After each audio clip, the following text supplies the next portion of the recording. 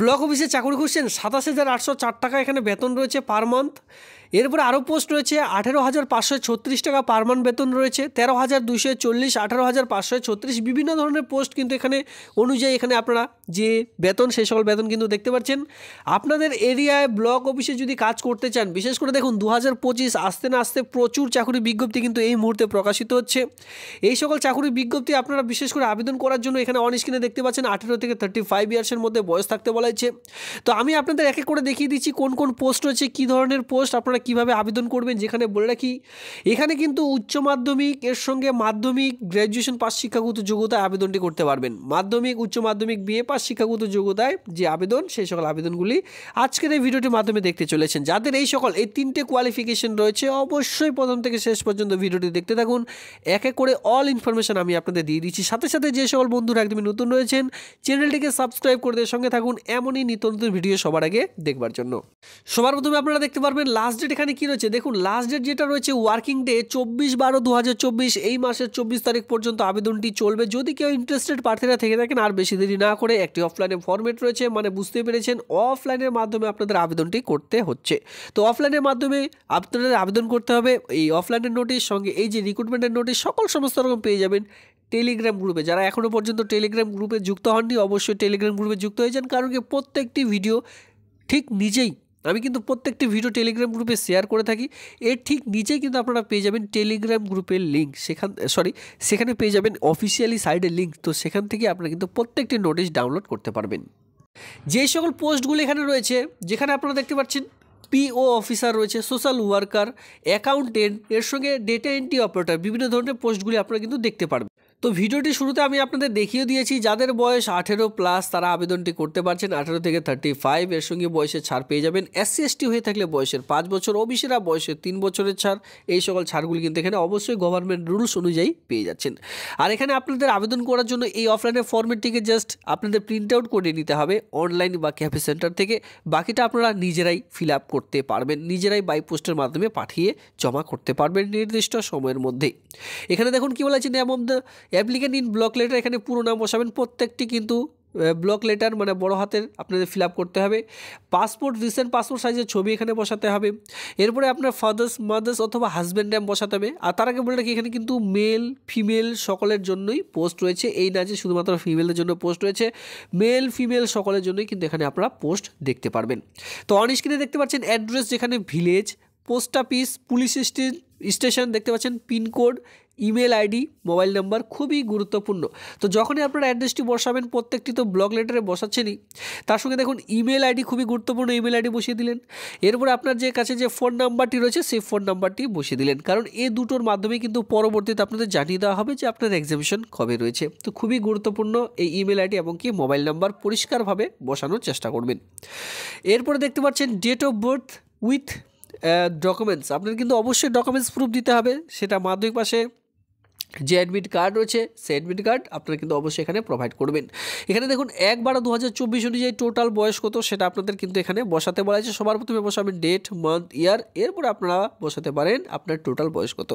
এরপরে দেখুন জেন্ডার, যেটা আপনারা মেল হলে মেল লিখবেন, যারা ফিমেল তারা কিন্তু এখানে ফিমেল লিখবেন।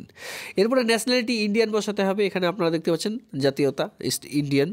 এরপরে দেখুন ক্যাটাগরি, আপনি কোন ক্যাটাগরিতে বিলং করছেন, যদি শিডিউল কাস্টে রাইট করছেন শিডিউল কাস্টের নাম্বারটি এখানে বসাতে হবে, ঠিক আছে।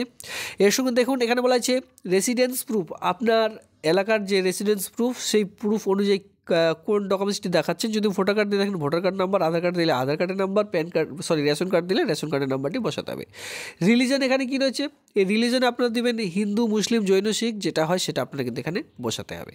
এরপরে নিচের দিকে চলে আসুন, এখানে একাডেমিক কোয়ালিফিকেশান 10 অনওয়ার্ড, এখানে কি বলা হচ্ছে মাধ্যমিক পাস থেকে আপনাদের শুরু করতে হবে আপনার কোয়ালিফিকেশান, মানে এখানে 8 পাসের কোনো জায়গা নেই। 8 পাসে যারা আবেদন করতে চাচ্ছেন তাদের জন্য এখানে কিন্তু কোনোরূপ পোস্ট নেই, ঠিক আছে, শূন্যপদ কিন্তু এখানে নেই। একাডেমিক কোয়ালিফিকেশান 10 স্ট্যান্ডার্ড অনুযায়ী সবার প্রথমে সিরিয়াল নাম্বারে 1 দিলেন।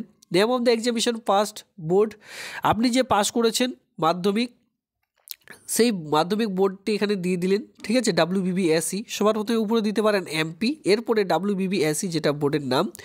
এখানে দেখতে পাচ্ছেন school college or university, name of the school college or university, আপনি যে স্কুল থেকে পাস করেছেন সেই স্কুলের নাম, ইয়ার অফ পাসিং কত সালে আপনি পাস করেছেন, পার্সেন্টেজ অফ মার্ক অবটেন, আপনি মাধ্যমিকে কত পেয়েছেন, সাবজেক্ট কী কী সাবজেক্ট ছিল, রিমার্কে দিতে হবে পাস নাকি ফেল, যারা পাস লিখবেন, ক্লিয়ার।